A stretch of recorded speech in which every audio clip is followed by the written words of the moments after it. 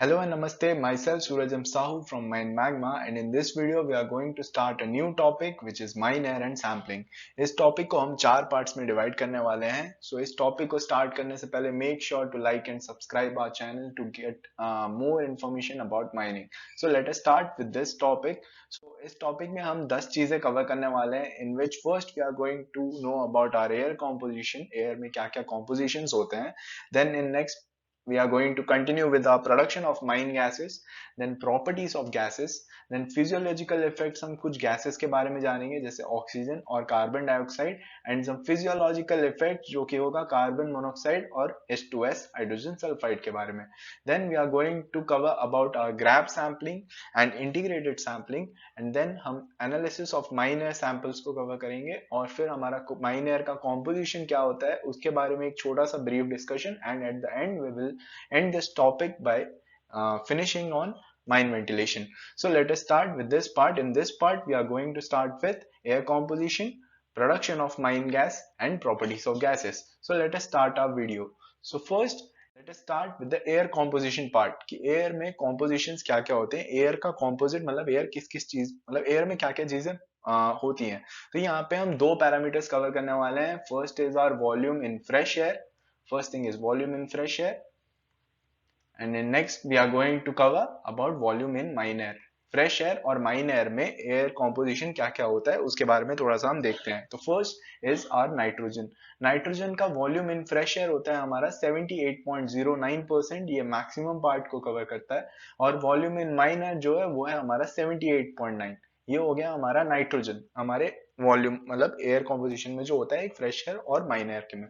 अभी नेक्स्ट है हमारा ऑक्सीजन. ऑक्सीजन जो है वो होता है हमारा 20.95 इन फ्रेश एयर और 20.28 इन माइन एयर. ये दोनों कॉम्पोजिशन होते हैं हमारे फ्रेश एयर में और माइन एयर में. इतना परसेंटेज ऑफ ऑक्सीजन रहता है.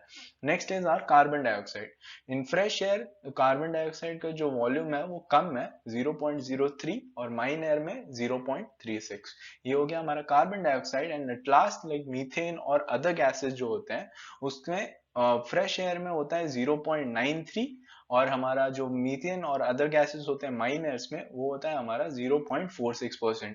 तो ये हमारा जो एयर जो कॉम्पोजिशन है ये चार चीजों से बन रहा है. आप देख सकते हैं first is our nitrogen, second is our oxygen, third is carbon dioxide,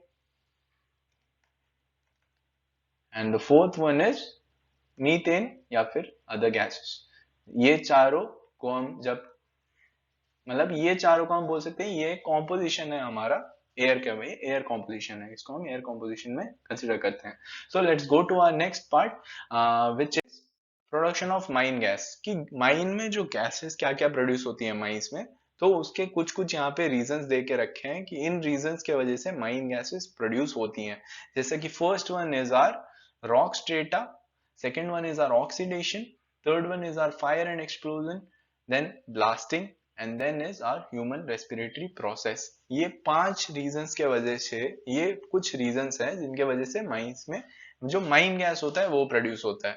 so first let us start with our rock strata part. कि रॉक स्ट्रेटा पार्ट में होता क्या है. तो कभी रॉक स्ट्रेटा में भी कभी कभी होता है कि मीथेन गैसेस प्रोड्यूस होते हैं, और इसका रीजन बेसिकली ये होता है कि कभी कभी हम जब वर्क कर रहे हैं तो उस टाइम पे हमें क्रैक्स मिलते हैं ऑब्वियसली. तो वो क्रैक्स जो है वो बहुत पुराने टाइम के माइन से जो बहुत पहले खोदे गए थे वहां से कनेक्टेड होते हैं वो क्रैक्स. तो वहां से जो भी गैसेस एक्यूमुलेट होके उस क्रैक्स के थ्रू आके उस स्ट्रेटा से बाहर निकलता है. तो इधर बोल सकते हैं कि यहाँ पे हमारा प्रोडक्शन ऑफ मीथेन गैस होता है रॉक स्ट्रेटा में. तो ये एक हम बोल सकते हैं production of methane gas from strata. तो ये चीज हमारा रॉक स्ट्रेटा भी एक रीजन जहां से हमारा गैस प्रोड्यूस होता है. Next is our oxidation part. Oxidation में कैसे बोल सकते हैं कि हम ऑक्सीडेशन ऑफ कोल बोल सकते हैं. कि कोल का ऑक्सीडेशन, अभी कोल का ऑक्सीडेशन का मतलब होता है कि हीटिंग एंड सेल्फ कंबशन. अगर हीटिंग एंड सेल्फ कंबशन का मतलब क्या है? हीटिंग एंड सेल्फ कंबशन का मतलब है कि कभी भी कोल जो है वो एक ओपन स्टोरेज में है, जहाँ पे वो हमारा फ्रेश एयर या फिर ऑक्सीजन के साथ कांटेक्ट में आ रहा है। तो उस टाइम पे क्या होता है कि जो कोल है वो अपने आप ही वो गर्म होने लगता है और वो खुद ब खुद जलने लगता है। That is called as self combustion. इसका एक क्रिटिकल टेम्परेचर होता है, that is 60 degree to 90 degree के बीच में। जब वहां पे एक ऐसी हीटिंग प्रोड्यूस होने लगती है, वो एक क्रिटिकल टेम्परेचर होता है, उसके बाद ये सेल्फ कंबस या फिर खुद ब खुद जलने लगता है ऑक्सीजन के साथ रिएक्ट करके। तो उसको हम ऑक्सीडेशन बोलते हैं। और ऐसे सिचुएशन में हमारा large amount of carbon monoxide produce होता है, large amount of CO is produce. तो ऑक्सीडेशन ऑफ कोल में हमारे जो प्रोडक्शन ऑफ माइन गैसेस में कार्बन मोनोऑक्साइड बहुत मात्रा में पैदा होता है या फिर बहुत मात्रा में जनरेट होता है। So that is our oxidation part. Next is our fire and explosion. Fire and explosion में भी ऑब्वियसली गैस प्रोड्यूस होता है। जैसे कि हम बोल सकते हैं कि माइंस में गैस अक्यूमुलेट हो जाते हैं, तो उसके वजह से कभी कभी फायर या फिर एक्सप्लोजन होता है। जैसे कि हम लोग गैस अक्यूमुलेशन बोल सकते हैं जिससे फायर कैच कर सकता है, या फिर आप बोल सकते हैं कि सबसे फ्लेमेबल अगर हम बोलते हैं कोई गैस को माइंस में, तो हो गया हमारा methane gas. Obviously methane gas accumulation होता है क्योंकि इसकी स्पेसिफिक ग्रेविटी जो है वो हमारी ऑक्सीजन से भी कम होती है। इसी के वजह से ये सॉरी जो मीथेन गैस है उसका जो स्पेसिफिक ग्रेविटी है वो कम होता है, तो उसके वजह से वो जो है वो हमेशा रूफ पे अक्यूमुलेट होने लगता है, तो उसमें फायर और एक्सप्लोजन होने के चांसेस होते हैं, बहुत ही फ्लेमेबल गैस होता है। तो इससे हमारा मीथेन गैस प्रोड्यूसन बहुत ज्यादा होता है फायर और एक्सप्लोजन में, मीथेन गैस। तो ये हो गया हमारा फायर एंड एक्सप्लोजन का। Next is our blasting. Blasting में हमारा ऑब्वियसली बहुत सारे गैसेस प्रोड्यूस होते हैं, जैसे कुछ गैसेस हो गया हमारा नाइट्रोजन ऑक्साइड। नाइट्रोजन ऑक्साइड ले लें आप, नाइट्रोजन ऑक्साइड हो गया हमारा। Next is our CO2, carbon dioxide भी प्रोड्यूस होता है, और हमारा कार्बन मोनोऑक्साइड भी प्रोड्यूस होता है। और कार्बन मोनोऑक्साइड जो है ये सबसे ज्यादा प्रोड्यूस होता है हमारा इमल्शन एक्सप्लोजिव्स में। इमल्शन एक्सप्लोजिव जब हम यूज करते हैं उस टाइम पे हमारा ब्लास्टिंग के टाइम कार्बन मोनोऑक्साइड जो है वो सबसे ज्यादा प्रोड्यूस होता है। तो ये हो गया हमारा ब्लास्टिंग के बारे में। Next is our human respiratory system. Human respiratory system में बेसिकली जो हम बेसिक साइंस है कि हमारी जो बॉडी है वो ऑक्सीजन लेती है और कार्बन डाइऑक्साइड रिलीज करती है। तो ये जो कार्बन डाइऑक्साइड रिलीज करती है ये भी हमारा माइन एटमोस्फियर पे जाता है, और वहीं पे जो माइन सराउंडिंग है वहां पे माइन गैसेस को साथ में वो भी जुड़ता है। तो यहाँ से हमारा जो है CO2 जो है ये बहुत ज्यादा, मतलब कह सकते हैं कि ये भी एक पार्ट है हमारे माइन गैसेस का। सो ये हो गए हमारे 5 रीजंस बोल सकते हैं जिससे माइन गैसेस प्रोड्यूस होते हैं। First is our rock strata, second is our oxidation, third one is our fire and explosion, fourth is blasting, and the fifth one is our human respiratory process. Let's go to our next part, which is properties of gases. properties of gases का मतलब कि gases की यहाँ पे हमने 5 properties ले रखी हैं, इनके बारे में हम स्टडी करेंगे अलग अलग gases के बारे में। तो इसमें क्या हो रहा है कि हमारा हम लोग 5 पैरामीटर्स को कंसिडर करने वाले हैं, जैसे कि first is our specific gravity, second is our solubility, third is our colour, fourth is our order, और fifth is our taste. Specific gravity क्या होता है? स्पेसिफिक ग्रेविटी का मतलब होता है कि कोई भी चीज का डेंसिटी या फिर कोई भी चीज का density, density of object by density of water, इसको बोलते हैं हम स्पेसिफिक ग्रेविटी। स्पेसिफिक ग्रेविटी का मतलब यही होता है कि कभी भी हम कोई भी चीज का डेंसिटी, स्पेसिफिक ग्रेविटी हम कैसे मारते हैं उसको पानी की डेंसिटी के साथ कंपेयर करके, तो वो चीज को हम यहाँ पे कंसिडर करने वाले हैं। So let us start with first one which is our oxygen. Oxygen का हमारा केमिकल सिंबल है O2, एंड इसकी स्पेसिफिक ग्रेविटी जो होती है वो होती है 1.1054, और ये मॉडरेट सॉल्युबिलिटी में मॉडरेट होता है, और इसका कलर जो है वो colourless, and odour is odourless, and the taste is tasteless. तो उसके बाद हमारा नेक्स्ट है कार्बन डाइऑक्साइड। कार्बन डाइऑक्साइड में हमारा जो केमिकल सिंबल है वो है CO2, और इसका जो स्पेसिफिक ग्रेविटी है दैट इज 1.5291, एंड सॉल्युबिलिटी जो है वो सॉल्युबल है, सॉल्युबल मतलब पानी में मिल जाता है, एंड कलरलेस है हमारा, उसका कोई कलर नहीं होता, उसका कोई ऑर्डर नहीं होता या फिर स्मेल नहीं होता, और उसका जो टेस्ट है वो एसिडिक टेस्ट करता है।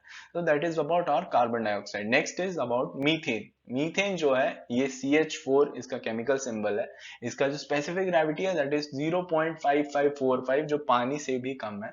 और इसमें क्या बोलते हैं सॉल्युबिलिटी जो है वो स्लाइट है, मतलब थोड़ी सी सॉल्युबल होती है। और इसका जो कलर है ये भी कलरलेस है, इसका कोई स्मेल नहीं होता और इसका कोई टेस्ट भी नहीं होता है। That is about our methane. Next is our carbon monoxide. Carbon monoxide का chemical symbol is CO। Specific gravity जो है वो है हमारा 0.9672। सॉल्युबिलिटी भी स्लाइट है हमारी इसमें, और इसका भी जो कलर, ऑर्डर और टेस्ट है वो बिल्कुल नहीं है, ये भी कलरलेस, ऑर्डरलेस और टेस्टलेस है। Next is about our nitrogen. Nitrogen का केमिकल सिंबल इज N2। इसका जो स्पेसिफिक ग्रेविटी है वो है 0.9674, और ये भी स्लाइट सॉल्युबल है पानी के साथ। इसका भी जो कलर है वो कलरलेस, ऑर्डर या फिर स्मेल जो है वो है ऑर्डरलेस, और उसका कोई टेस्ट नहीं होता, that is tasteless. And next is about our nitrogen oxide. Nitrogen oxide का फॉर्मूला है NO2, और इसका जो स्पेसिफिक ग्रेविटी है ये पानी से ज्यादा होता है, दैट इज 1.5894। इसीलिए इसका जो मतलब बहुत ही स्लाइटली मिक्स होता है, ये पानी के साथ सॉल्युबल होता है।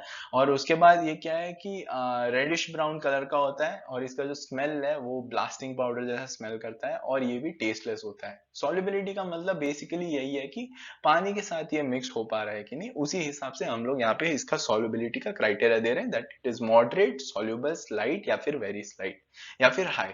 तो ये चीज है हमारे सॉल्युबिलिटी के बारे में। So next one is about our hydrogen. Hydrogen का फॉर्मूला है, केमिकल सिंबल इज H2, और इसका जो स्पेसिफिक ग्रेविटी है दैट इज 0.0695।